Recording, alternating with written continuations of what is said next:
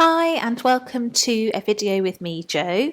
Today we're going to be looking at our pelvic floor and just a simple pelvic floor exercise, something that we could do every day if we wanted to, or every other day, just implementing it as part of our routine. So in case we're not sure what the pelvic floor is, your pelvic floor is a hammock of muscles. So if you think about interlacing your fingers like this, it just holds the underneath of us upright. So it runs from your pubic bone all the way around to your coccyx, and that hammock is there to support us. Now, of course, things can damage our pelvic floor quite significantly, like pregnancy, birth being the most common. It doesn't always have to be that as well. It could be a whole host of other things too that are going on with the pelvic floor. At the end of the day, they are a hammock of muscles, so they do need to be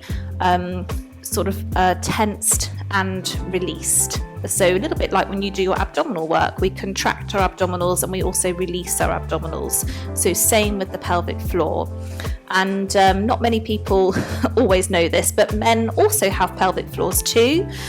So it's not just females that have a pelvic floor, it is men as well. So we're just going to be doing a little exercise today where we're going to envision a lift. So we're going to try and get our pelvic floor up to 100% contraction, down to 50%, and then at 30% and below. So in the way to try and feel what's going on with your pelvic floor, it's sometimes nice to be sat on something comfortable. So maybe a cushion to help you sit a little bit more upright. I'm on a bolster. Sitting on the edge of a chair is a really good way to kind of feel the pelvic floor as well. So we want to imagine the best way to get the feeling of your pelvic floor contracted is to imagine that you're going for a wee and then stopping. So the feeling of allowing everything to relax, and then when you stop the wee, you're pulling up a little bit from the front and also from the back. So you might be tightening your bum a little bit as well, which is fine because it is that hammock that runs from the front to the back. And then we're going to release. So we want that kind of feeling to come into our elevator, our lift scenario here. So we're going to start with the breath in. As you exhale, I want you to imagine that you're going to pull that lift from nothing, so from floor 0 all the way up to floor 10. So you're tightening as much as you can. You might be able to feel that if you're sitting on a cushion or a bolster. You can sort of feel that tightening in the front and the back. We're going to hold it at level 10 now. See if you can take a breath in at level 10 and then completely release. So let that lift come all the way back down to 0.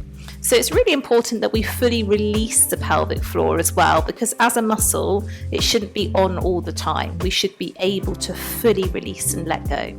So we're going to try again now, but this time we're going to see if we can lift to 50%.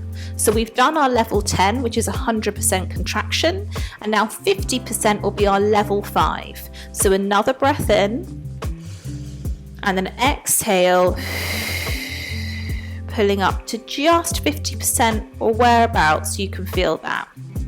Don't worry if you're not feeling 50% quite, just go to where you can.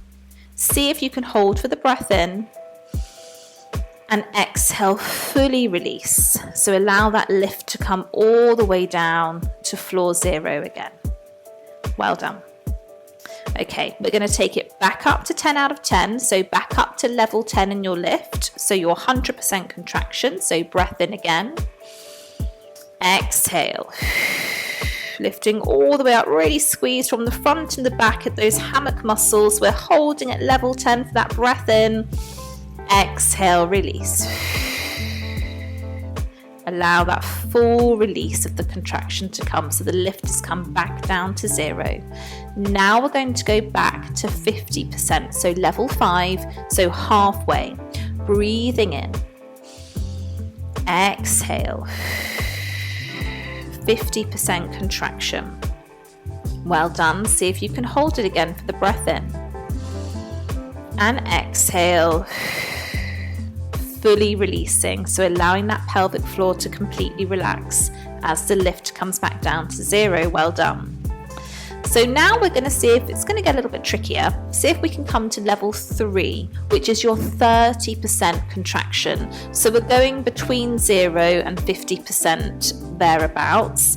It is a little bit harder to do, but it's just almost like picking up a tissue with your pelvic floor. So that's how I want you to think. You're picking up that tissue with your pelvic floor, and that's roughly your 30% contraction. So level 3 now with your lift.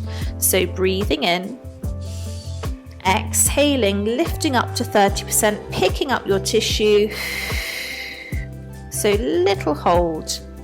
See if you can keep that tissue there. Stay for the breath in. Exhale, release your tissue. Again, allow everything to fully relax down. So your 30% is where we're trying to work when we're doing things like our Pilates practice, perhaps even some of your bar work as well. And really the pelvic floor shouldn't perhaps go to the full range all the time, but 30% would be good if we can keep that picking up a tissue and releasing.